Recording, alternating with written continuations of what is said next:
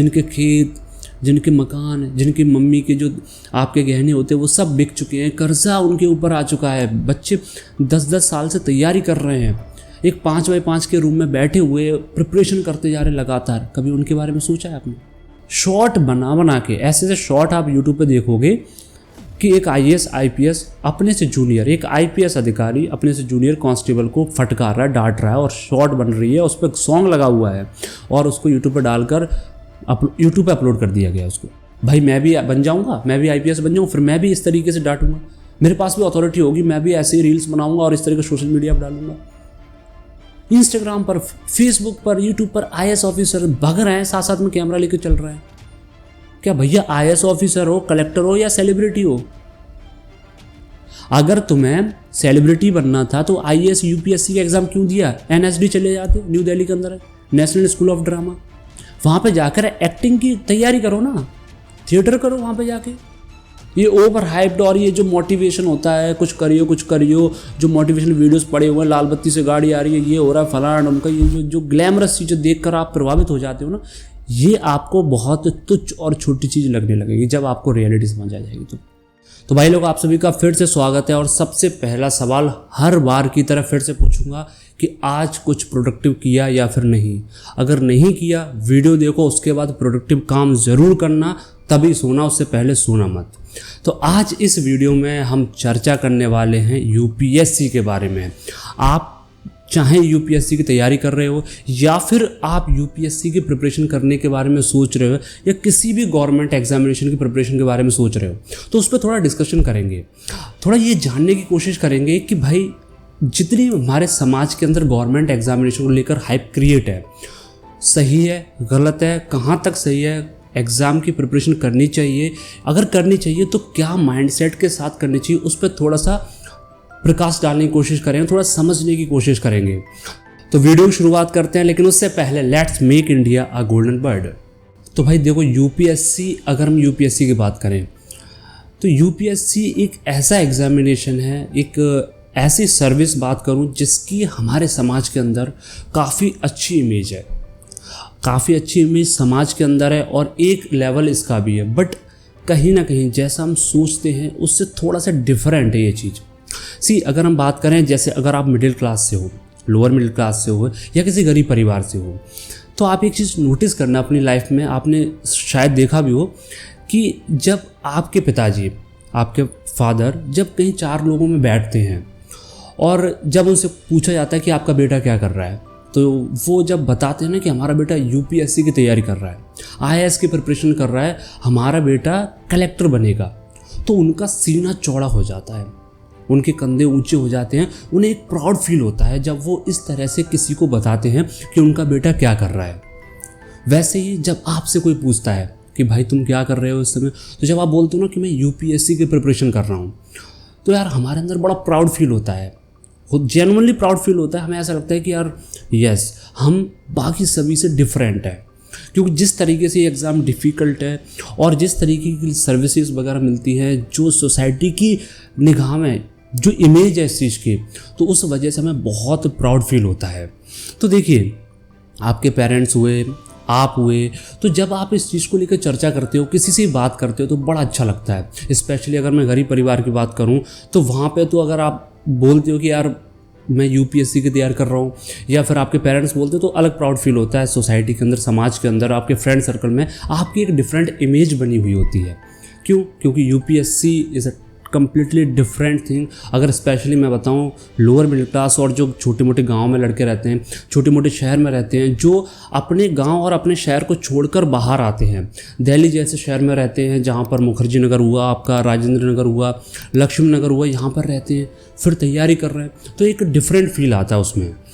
अब इम्पॉर्टेंट चीज़ क्या आती है कि जो उम्मीद आपके पेरेंट्स के अंदर आपको लेकर है कि हमारा लड़का IAS की तैयारी कर रहा है, और उस उम्मीद के बदौलत ही आप घर से बाहर आए हो, प्रिपरेशन कर रहे हो, आपको भी एक उम्मीद है कि यार मैं कुछ अलग करने जा रहा हूँ, और आपको एक प्राउड फील होता है सोसाइटी के अंदर कि आपकी एक डिफरेंट इमेज बनी हुई है। आपके पेरेंट्स जब किसी को बताते तो उन्हें भी अलग फील होता है। तो क्या ये जो 3-4 पैरामीटर्स हैं, उम्मीद, प्राउड फील होना आपके पिताजी को, आपको प्राउड फील होना, और आप एक ऐसा काम करने जा रहे हो जिससे समाज में आपकी एक अलग इमेज है, तो क्या इन 4 चीज़ों के बदौलत या फिर इन 4 चीज़ों को देखकर ही हम यूपीएससी की ओर जाएं?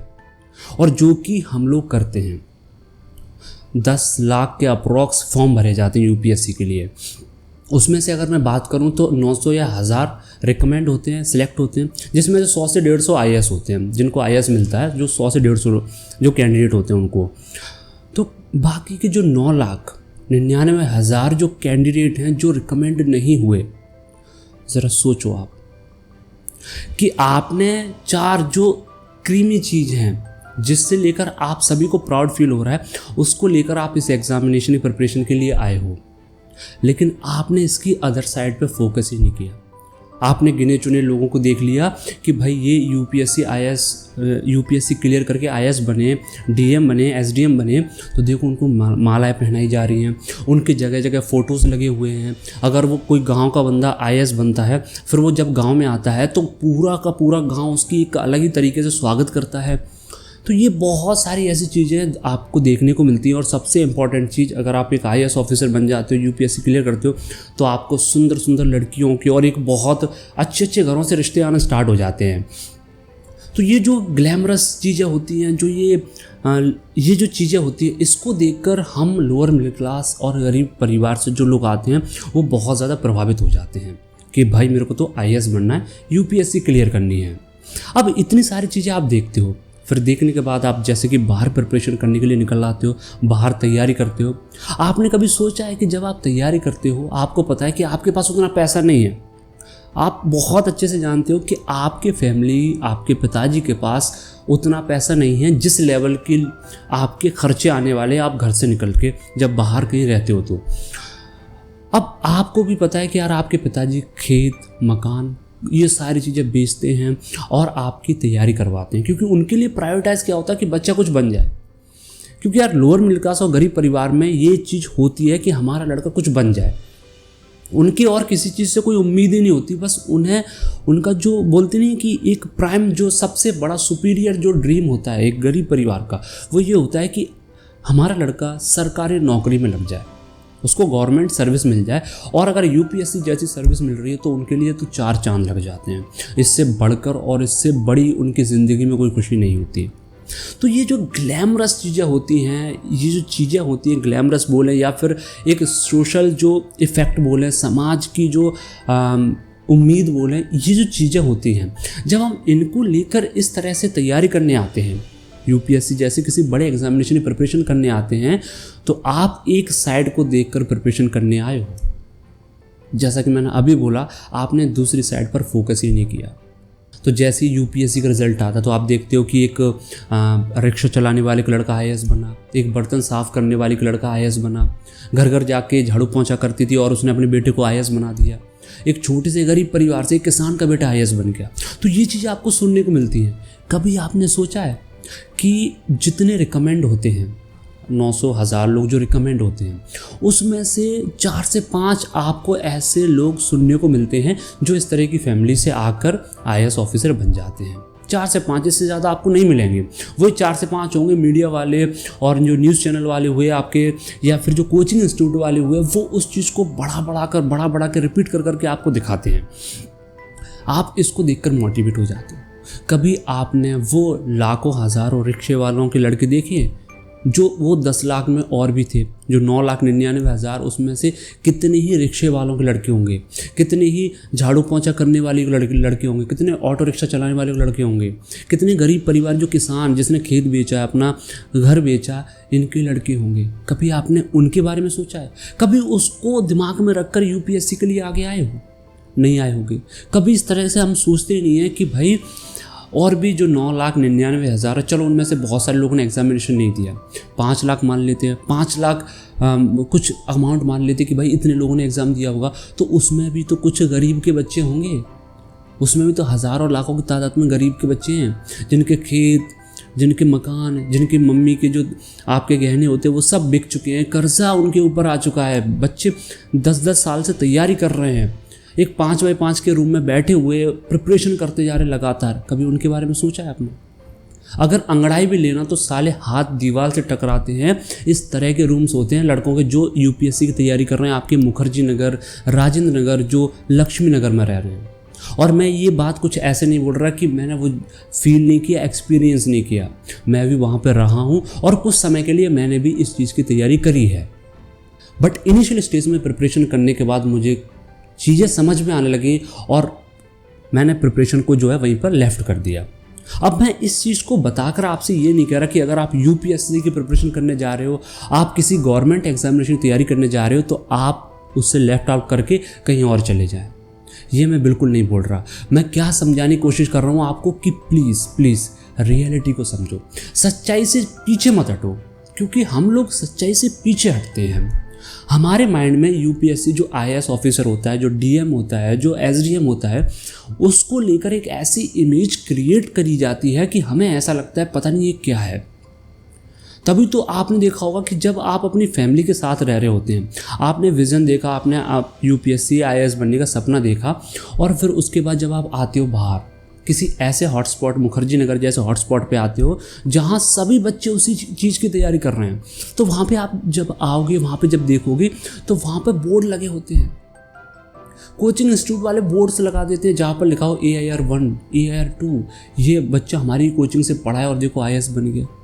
और साथ में कॉलेज यूनिवर्सिटीज़ के नाम भी लिखे रहते हैं। आपकी जितनी भी दिल्ली यूनिवर्सिटीज़ हैं, आपकी जैसे दयाल सिंह कॉलेज हुआ, मिरिंडा, और आपका जो लेडी श्री राम कॉलेज हुआ, ऐसे बहुत सारे जो दिल्ली यूनिवर्सिटीज़ की जितनी भी कॉलेजेस हैं उनके साथ में नाम लिखे होते हैं कि ये बंदा यहाँ से पढ़ा है, ये यहाँ से पढ़ा है। और कॉलेजेस के अंदर भी बोर्ड्स लगे होते हैं। ऐसा नहीं कि आप कॉलेज के अंदर जब जाओगे ना तो आपको वहाँ पर फ़ोटो लगे मिलेंगे बाकायदा, जिस पर लिखा होगा कि ये हमारे इस साल से ये लड़का, इस ईयर से निकला हुआ ये लड़का इस बैच में IAS बन गया, इसकी इतनी रैंक आई हुई है। इस तरीके से बोर्ड भी लगे होते हैं काफ़ी ज़्यादा। तो जब आप ऐसे माहौल में आते हो तो फिर आपका जो माइंड होता है वो पूरी तरह से क्लोज हो जाता है। फिर तो आप रियलिटी को देखना ही बंद कर देते हो। फिर आपको क्या लगता है कि यार मतलब क्या ग्लैमर है, इतने सारे लड़के तैयारी कर रहे हैं, इतना भीड़ लगी हुई है, कोचिंग इंस्टीट्यूट पे जाओ इतनी भीड़ है, तो इसमें कुछ ना कुछ तो होगा, कुछ ना कुछ तो ऐसा होगा जो कुछ ही लोगों को मिल पाता है। और उन कुछ लोगों में मैं भी शामिल होना चाहता हूँ। मैं आप तक क्या मैसेज पहुंचाना चाह रहा हूँ, प्लीज़ उसको समझिए। मैं ये जो डार्क साइड, ये जो रियलिटी आपको बता रहा हूँ वो इसलिए बता रहा हूँ कि हम जब किसी सिस्टम में जाते हैं, जब हम किसी का पार्ट बनते हैं, तो प्लीज़ हमें उसकी रियलिटी पता होना बहुत ज़रूरी है। आप किसी भी चीज़ का एक पहलू देखकर उस चीज़ में घुसने की कोशिश करोगे तो आप धोखा खाओगे। इसलिए प्लीज़ कोई भी चीज़ हो उसके दोनों पहलू देखो। आपको पता है, जैसा मैंने अभी बोला, कि आपके पिताजी अफोर्ड नहीं कर सकते, आपके पास उतना पैसा नहीं है, एंड आप ये जो ग्लैमरस चीज़ें, ये चार चांद, ये सारी चीज़ें चांदी वांदी देखकर आप आ गए हो। और आजकल तो सोशल मीडिया पर जो यूट्यूबर्स हैं जो IAS की प्रिपरेशन कराते हैं, वो तो IAS को इतना बढ़ा चढ़ाकर बताते हैं, इतना ज़्यादा कि राजा बन जाओगे, आप एलिट क्लास में आ जाओगे, आप ये कर लोगे, वो कर लोगे, और करो, इस तरीके से आपको और ज़्यादा मोटिवेट किया जाता है।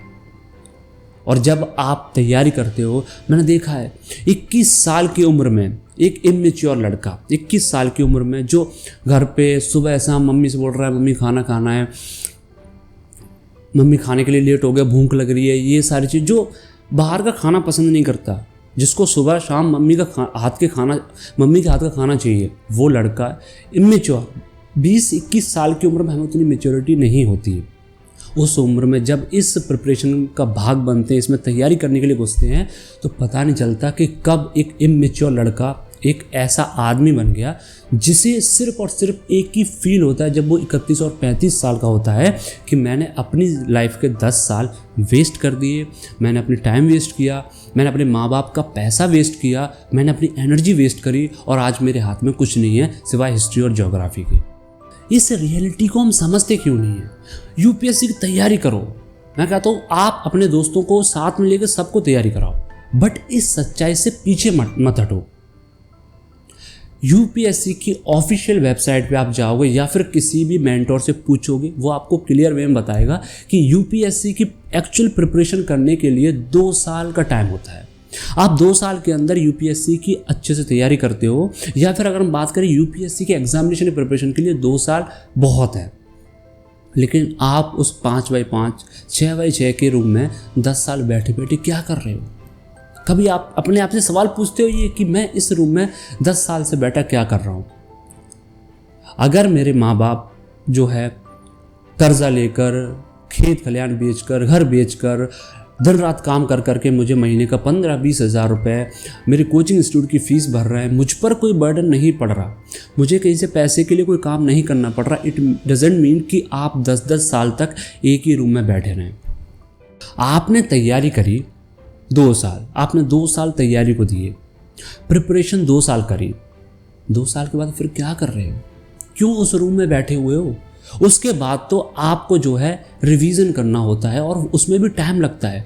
बट आप ज़रा सोचो कि कोचिंग इंस्टीट्यूट वाले आपसे कह देते हैं बेटा और, जब तक फोड़ेंगे नहीं तब तक छोड़ेंगे नहीं, और बेटा, मतलब मोटिवेट करते जा रहे हैं, आपको कह रहे हैं कि एक अटेम्प्ट और। कभी सोचा इसमें किसका फ़ायदा हो रहा है?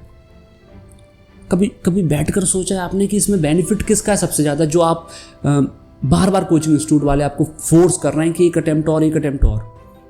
कोचिंग इंस्टीट्यूट वालों को फ़ायदा होता है, वो अमीर बनते जा रहे हैं, सारा आपका पैसा नहीं, आपके गरीब माँ बाप का जो पैसा है वो सारा का सारा कोचिंग इंस्टीट्यूट वाले बुरी तरह से लूट रहे हैं आपसे, सिर्फ आपको मोटिवेट कर करके कि एक अटेम्प्ट और।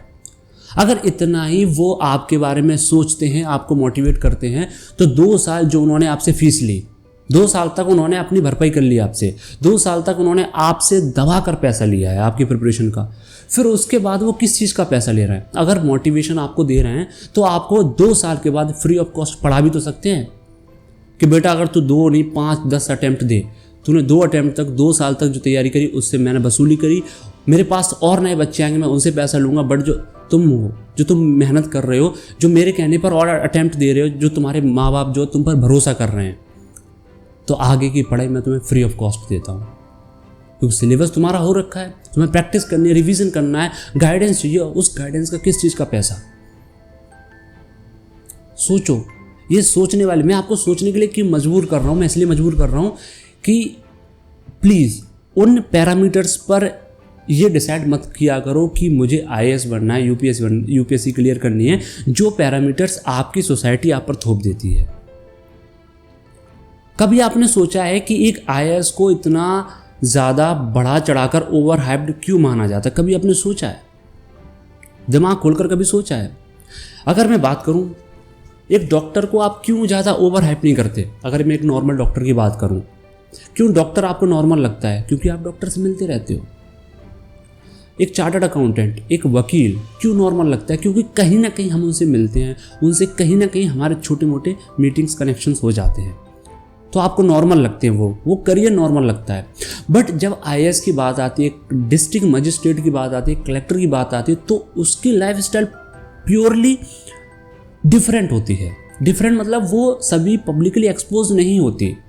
हमें बाहर से सिर्फ एक बहुत बड़ा बंगला दिखता है और एक गाड़ी दिखती है जिस पर गार्ड साथ में चल रहे हैं, एक इनोवा फॉर्चूनर गाड़ी है, गार्ड पुलिस की पीछे गाड़ी चल रही है, कहीं भी आता है और एक अलग रिस्पेक्ट होती है, सब खड़े हो जाते हैं और एक बहुत बड़ा बंगला है। ये सारी चीज़ें हमें प्रभावित करती हैं। कभी हम उनसे मिलते तो है नहीं, तो हमें ऐसा लगता है कि यार जिस तरह से लोग बता रहे हैं वो सच है। जब किसी की लाइफ सामने पूरी तरह से नहीं आती ना, तो फिर उसका बेनिफिट उठाते हैं आपके कोचिंग इंस्टीट्यूट वाले, और फिर वो जिस तरीके से आपको मोल्ड करना चाहें, जिस तरीके से आपको मोटिवेट करना चाहें, जिस तरीके से आपको डाइवर्ट करना चाहें, वो कर सकते हैं। ऐसे ऐसे मोटिवेशनल वीडियोस बना रखे हैं कि आप आईएएस बन जाओगे, आप किसी शादी में जाओगे तो वहाँ पर पूरी भीड़ आकर आपको सम्मान करेगी, आपकी माला पहनाएगी और वहाँ सिर्फ आप ही छाए रहोगे और किसी पर कोई ध्यान नहीं होगा। अरे मैं पूछता हूँ, अगर सीएम की लड़के की शादी है फिर? अगर सीएम के लड़के की शादी फिर? अबे उसकी गाड़ी के पीछे 4 आईएएस लगे होते हैं, वो कहाँ जाएंगे? तो हर वे में थोड़ा सा डिफरेंट सोचने की कोशिश किया करो। आप जब यूपीएससी की तैयारी करते हो, जरा सोच कर देखो, आप जब यूपीएससी की प्रिपरेशन करते हो, प्री मेंस क्लियर करने के बाद जब आप इंटरव्यू में जाते हो, तो इंटरव्यू में आपसे ओपिनियन बेस्ड सवाल पूछे जाते हैं कि नहीं पूछे जाते? कि अगर आपकी डिस्ट्रिक्ट में ऐसा हुआ, तो आप क्या करोगे? मान लो कि इस तरह की प्रॉब्लम आई तो आप कैसे रिएक्ट करोगे, क्या डिसीजन लोगे? आपकी डिसीजन मेकिंग स्किल्स चेक करी जाती हैं। वहाँ आपसे ऐसे बिहेव किया जाता है जैसे कि वाकई में डिस्ट्रिक्ट्स के अंदर जो एक्टिविटीज़ होती हैं वो डिसीजन मेकिंग अथॉरिटी आपके पास है। जब आप एक्चुअल में जाते हो ना, जब आप सर्विस में जाते हो एक्चुअल में, वहाँ पे कुछ भी हो रहा हो आपके डिस्ट्रिक्ट में, कुछ भी हो रहा हो, उस पर क्या डिसीजन लेना है ये ऊपर से ऑर्डर आता है। That is the reality. जब ये पूछा जाता है लोगों से कि क्यों तैयारी करना चाहते हो, तो लोगों का जवाब क्या होता है? अक्सर मोस्टली लोगों का जवाब क्या होता है? मैं देश को बदलना चाहता हूँ, मैं वीमेन एम्पावरमेंट के लिए कुछ करना चाहता हूँ, मैं चाइल्ड एजुकेशन के लिए कुछ करना चाहता हूँ, मैं चाइल्ड लेबर को कम करना चाहता हूँ, मैं जो रेप और जो क्रिमिनल्स क्राइम हो रहे हैं उनको कम करना चाहता हूँ, मैं जो मेल फीमेल के बीच में जो भेदभाव है मैं इसको इक्वल करना चाहता हूँ, मैं लड़कियों के लिए कुछ हटके करना चाहता हूँ, मैं एजुकेशन को बढ़ाना चाहता हूँ, एजुकेशन की क्वालिटी पे काम करना चाहता हूँ। ये सारी चीज़ें, ऐसे जवाब आपको देखने को मिलते हैं। फिर मुझे आप बताइए, हर साल 100 से 150 IAS ऑफिसर रिकमेंड होते हैं। IAS ऑफिसर्स की जो पोस्ट है 100 से 150 लोगों को मिलती है। जब वो सर्विस में जाते हैं, हर साल इतने लोग जा रहे हैं, फिर हर साल क्राइम कैसे बढ़ रहा है, कभी सोचा है आपने? जब इतने पावरफुल और इतने हाई एनर्जी के साथ लोग, इतने डेडिकेटेड, इतना बड़ा एग्जाम क्लियर करने के बाद लोग जा रहे हैं, तो फिर क्राइम कम होना चाहिए, बढ़ कैसे रहा है? ये बढ़ इसलिए रहा है क्योंकि इंडिया के अंदर, या किसी भी देश की बात करूं, दो लोग देश को बदल सकते हैं और बिगाड़ सकते हैं। वो है एक बिजनेसमैन और एक पॉलिटिशियन। इन दोनों के हाथ में एक्चुअल अथॉरिटी होती है कि ये देश को किस रास्ते पर ले जाना चाहते हैं। किसी IAS ऑफिसर, किसी गवर्नमेंट सर्वेंट के हाथ में कुछ नहीं होता। ये सिर्फ एक कठपुतली की तरह इस्तेमाल किए जाते हैं। सिंपली ये सिर्फ एक फ़ोन की तरह होते हैं। जैसे फ़ोन होता है ना, फ़ोन के अंदर बहुत सारे फीचर्स होते हैं, स्मार्टफोन इसलिए उसको बोला जाता है। ये IAS ऑफिसर सिर्फ फ़ोन की तरह होते हैं। फ़ोन एक जगह पर हार मान जाता है। वो क्या होती है कि जब आप फ़ोन उठाकर किसी से बात करते हो तो जो आप इधर बोलोगे ना, दूसरी ओर वही सुनाई देगा। ऐसा नहीं कि इधर आप बोलोगे कि मुझे नहीं पढ़ना तो दूसरी ओर सुनाई दे कि मुझे पढ़ना है। ऐसा नहीं हो सकता। जो आप इधर से बात करोगे, जो आप इधर से अपने सिग्नल भेजोगे, दूसरे व्यक्ति के पास वही सिग्नल जाएंगे। सेम यही होता है जब किसी डिस्ट्रिक्ट में किसी भी तरह का कोई भी इशू होता है, कोई भी दंगा फसाद, कैसी भी प्रॉब्लम आती है, तो वहाँ पर एक्चुअल में आप सभी के लिए किसके पास अथॉरिटी है डिसीजन लेने की? ये उस डिस्ट्रिक्ट के डिस्ट्रिक्ट मजिस्ट्रेट के पास। लेकिन वो डिसीजन नहीं लेता है। डिसीजन कौन लेता है? जो उस डिस्ट्रिक्ट या उस स्टेट का, जिस स्टेट वो डिस्ट्रिक्ट है, वहाँ की जो पॉलिटिकल पार्टी होती है वो डिसाइड करती है कि यहाँ पर क्या होना चाहिए। वो वहाँ से ऑर्डर भेजेगी। एक फ़ोन की तरह काम किया एक IAS ऑफिसर ने, वो उसको दूसरी तरह ट्रांसफ़र कर देगा, उसको इम्प्लीमेंट कर देगा। ये चीज़ होती है, ये एक्चुअल पावर होती है, मैं आपको बताऊँ। और ये ऐसी चीज़ें जो लोगों के सामने नहीं आ पाती और लोगों को पता तक नहीं होता कि ऐसा सिस्टम के अंदर चल रहा होता है। हाँ, एक IAS ऑफिसर जब खुद डिसाइड करता है, जब वो खुद किसी भी तरह का कोई भी एक्शन लेता है, तो वहाँ पर आपको एक चीज़ देखने को मिलती होगी, ट्रांसफ़र, तबादला। चुटकियों में तबादला हो जाता है। तुमने कैसे डिसाइड किया? हू यू आर, आप कौन हो डिसाइड करने वाले? इसलिए सिर्फ दो लोग हैं जो देश को बदल सकते हैं, एक बिजनेसमैन, एक पॉलिटिशियन।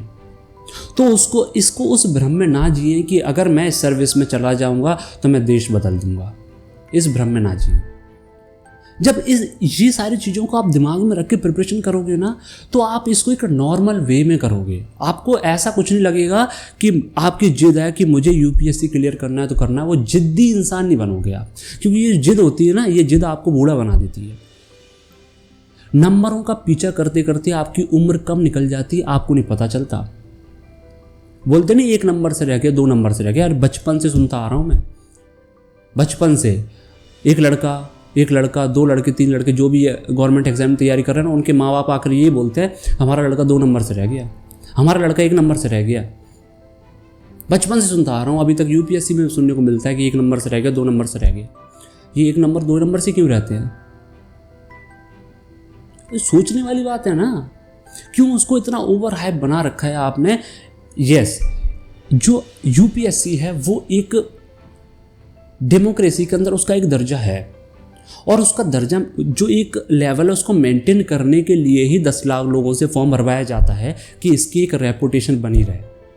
अगर डायरेक्टली वो 800 1000 जो जितने भी कैंडिडेट चाहिए होते हैं वो किसी और प्रोसेस के थ्रू सिलेक्ट कर लें तो इसकी इतनी रिस्पेक्ट नहीं रहेगी। इसकी रिस्पेक्ट इसीलिए है कि भाई 10 लाख लोगों से फॉर्म भरवाया जा रहा है, 10 लाख में से 1000 लोग रिकमेंड हो रहे हैं, इसीलिए यूपीएससी को एक इतना ऊंचा दर्जा दिया गया डेमोक्रेसी के अंदर।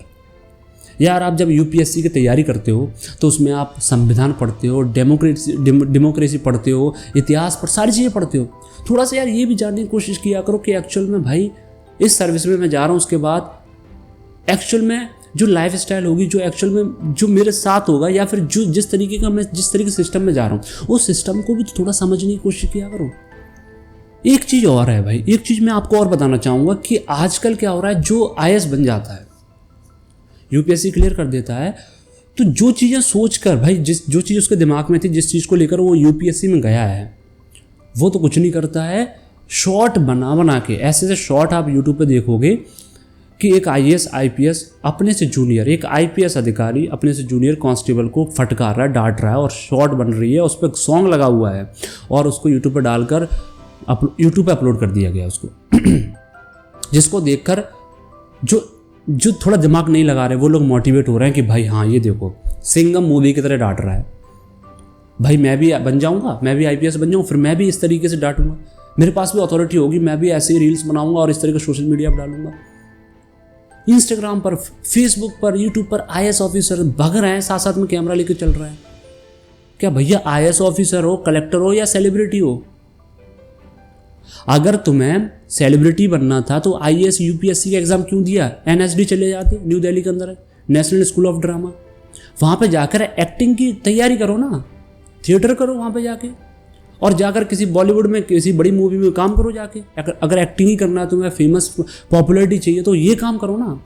यूपीएससी निकाल के तुम घर वालों का इतना सारा पैसा तुमने वेस्ट कर दिया, चलो ठीक है वो वेस्ट नहीं मानता क्योंकि तुमने यूपीएससी क्लियर कर तुम आईएएस बन गए, तो जिस चीज़ के लिए आया वो करो ना। ये सोशल मीडिया पर वीडियो डाल कर क्या चीज़ शो करना चाह रहे हो? आपको नहीं पता कि आप ये जो पॉपुलैरिटी हासिल कर लोगे, बट इसकी वजह से जाने कितने ही ऐसे लोग हैं जो इसको दोनों साइड ना देखते हुए एक साइड से इन्फ्लुएंस होकर इस प्रिपरेशन में कूद जाते हैं, जिनके घर वालों के पास इतना पैसा नहीं है और वो पढ़ने में भी इतने अच्छे नहीं हैं, फिर भी वो घुस जाते हैं कि यार क्या लाइफस्टाइल है, क्या चीज़ है। यार सिंपली मैं बस इतना बोलना चाहूँगा यार, अगर आप तैयारी कर रहे हो यूपीएससी की, प्लीज़ 2 साल दो, 2 साल जितना मेहनत कर सकते हो 2 साल कोचिंग फीस दो, पढ़ाई करो, दबा कर पढ़ाई करो, सिलेबस कवर करो, फिर उसके बाद अपनी पढ़ाई जारी रखो, पढ़ाई यूपीएससी की प्रिपरेशन जारी रखो, रिवीजन करना है, मॉक टेस्ट देना है, एग्जाम देना है, दो, लेकिन 2 साल मैक्सिमम 2 साल या मैक्सिमम 3 साल, उसके बाद प्लीज़ किसी न किसी स्किल पे जंप कर लो, साइड बाई साइड कोई ना कोई स्किल सीखना शुरू कर दो। स्किल ऐसी सीखो कि भाई शुरुआत में पैसा ना दे, बट 6 महीने के बाद वो थोड़ा बहुत इनकम देना शुरू करे और उसमें ग्रोथ हो। ऐसी स्किल सीखना स्टार्ट कर दो साथ साथ में, अपनी प्रिपरेशन के साथ साथ में। वो 6x6 के रूम में बैठकर अपनी ज़िंदगी और अपनी जवानी बर्बाद मत करो। बहुत सारे आपको ऐसे मिल जाएंगे, बोलने वाले बोलेंगे कि यार जो है पार्ट टाइम जॉब कर या फिर कुछ काम करने के साथ साथ तैयारी नहीं होती, तैयारी के लिए तो पूरा डेडिकेटेड पैशनेट होकर तैयारी करनी पड़ती है। बहुत मिलेंगे आपको ऐसे महान गुरु। समय और सिचुएशन के हिसाब से चलना सीखो। ये जो मैं बता रहा हूँ हर चीज हर व्यक्ति के लिए लागू नहीं है। आप अपनी खुद की सिचुएशन देखो कि मैं किस फैमिली से आ रहा हूँ। क्या मैं ऐसी फैमिली से आ रहा हूँ जहाँ मेरा अच्छा खासा बैकग्राउंड है, मेरे पिताजी के पास बहुत सारा पैसा है, अच्छी खासी खेती है, बिजनेस है, वो मुझ पे 10 साल बैठा के क्या मुझे पूरी ज़िंदगी बिठा के खिला सकते हैं? करो, कोई फ़र्क नहीं पड़ता।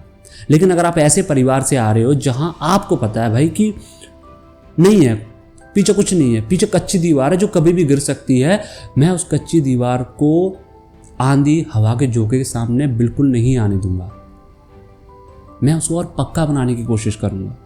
तो प्लीज़ ये चीज़ देखो, जब आप साथ में कोई स्किल सीखोगे तो आप अपनी तैयारी कंटिन्यू रखो और एग्जाम्स देते रहो। प्रिपरेशन आप कर चुके हो, सिलेबस आप पढ़ चुके हो, आपको रिवीजन प्रैक्टिस करनी, स्किल सीखोगे साथ में, तो जब 10 साल 31 साल के होंगे उससे पहले आप पैसा कमाना शुरू कर दोगे। साथ साथ में आपके पास एक स्किल होगी, आप 30 31 32 35 साल की उम्र में ये गिल्ट फील नहीं करोगे अपने आप पर कि भाई ज़िंदगी में कुछ नहीं हुआ, पूरा समय निकल गया।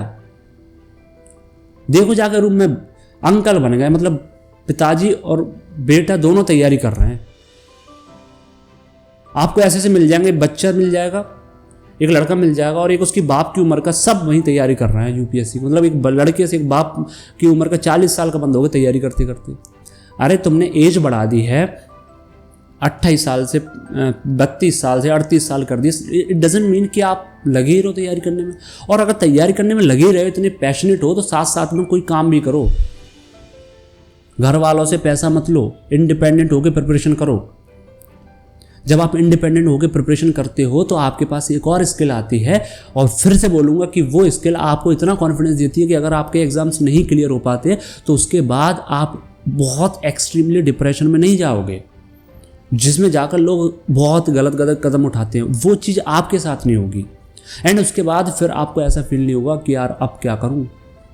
जब इंसान को लगता है ना अब क्या करूँ, वो फील नहीं होगा। आपको पता है यार काम आता है अपन को, स्किल आती है अपन को, एग्जाम क्लियर होता है, ठीक है। और आपको एग्जाम की रियलिटी भी पता है कि भाई इसके बाद कैसी लाइफस्टाइल होनी, क्या होने वाली है, सब पता है आपको।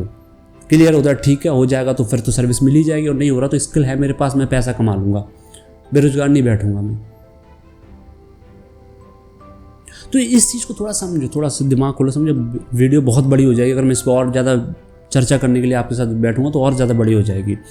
मुझे पता है आप लोग इतने बोर हो चुके होंगे, और मैं तो ये बोल रहा हूँ यार कि तैयारी कर रहे हो, तैयारी करने की सोच रहे हो, तो थोड़ा सा दिमाग करके रिसर्च करो। सिर्फ हम लोग जब यूपीएससी वगैरह की तैयारी करने जाते हैं, ऐसे मैंने भी किया था, जब हम जाते हैं तो अपन लोग क्या करते हैं, सिलेबस और एग्ज़ाम प्रोसेस ये सब तो पूरी तरह से रिसर्च कर लेते हैं कि कौन कौन से एग्ज़ाम, कौन कौन से सब्जेक्ट्स हैं, कितने मार्क्स का कौन सब्जेक्ट आएगा, ऐसे इतने, ये सारी चीज़ें बहुत अच्छे से पूरी तरह से हम इसको रट लेते हैं, पर्चे चिपका लेते हैं रूम में कि भाई ये सिलेबस है, इसको दिन रात देखना है, याद हो जाना चाहिए। अरे कम से कम ये तो देखो कि ये सिलेबस है, ये सर्विस है, इस सर्विस के बाद जब मैं सिस्टम में जाऊँगा, ये सिस्टम क्या है, ज़रा सोच के देखो सिस्टम क्या है, वो उसकी रियलिटी के बारे समझो। रियलिटी समझोगे तो फिर आप एक नॉर्मल वे में एक बहुत शानदार तरीके से पढ़ाई भी कर सकते हो, साथ में अपना कुछ और काम भी कर सकते हो। ये ओवर हाइप्ड और ये जो मोटिवेशन होता है, कुछ करियो, जो मोटिवेशनल वीडियोस पड़े हुए हैं, लाल बत्ती से गाड़ी आ रही है, ये हो रहा है फलाना ढमका, ये जो ग्लैमरस चीज़ें देखकर आप प्रभावित हो जाते हो ना, ये आपको बहुत तुच्छ और छोटी चीज़ लगने लगेगी जब आपको रियलिटी समझ आ जाएगी। तो ग्लैमरस लाइफ से बाहर आओ उससे। घर वालों को समझाओ, उनको एक्चुअल रियलिटी बताओ कि पापा जो आप समझ के बैठे हो वो नहीं है, वो ये है। बताओ उनको इस तरीके से। कोचिंग इंस्टीट्यूट वाले आपको कभी ये रियलिटी नहीं बताएंगे, वो इसलिए नहीं बताएंगे, अगर वो बताएंगे तो उनका धंधा खत्म हो जाएगा। पैसा कहाँ से कमाएंगे वो लोग। ये आपकी सेल्फ अवेयरनेस वाली चीज़ें हैं भाई। मैं तो फिर से बोलूँगा कि ऐसा नहीं है कि भाई मैंने कोई एग्ज़ाम क्लियर किया हो, मैं सर्विस में रहा हूँ या मैं ये IAS ऑफिसर रहा हूँ, मैंने ये चीज़ प्रैक्टिकली देखी है, वो मैं नहीं बोलूँगा। बट मैंने लोगों से बात करी है, कुछ चीज़ें खुद मैंने रिसर्च करी है, ये चीज़ें खुद से मैंने, गलत भी हो सकती है, तो मैं इससे आपको एक इंडिकेशन दे रहा हूँ, प्लीज़ रिसर्च करो। ये इंडिकेशन है आपके लिए। ये ऐसा नहीं कि जो चीज़ें मैंने बताई ये पूरी सच्चाई है कि आप इसी को मानकर इसी को अपने दिमाग में बिठाकर आगे बढ़ो, नहीं।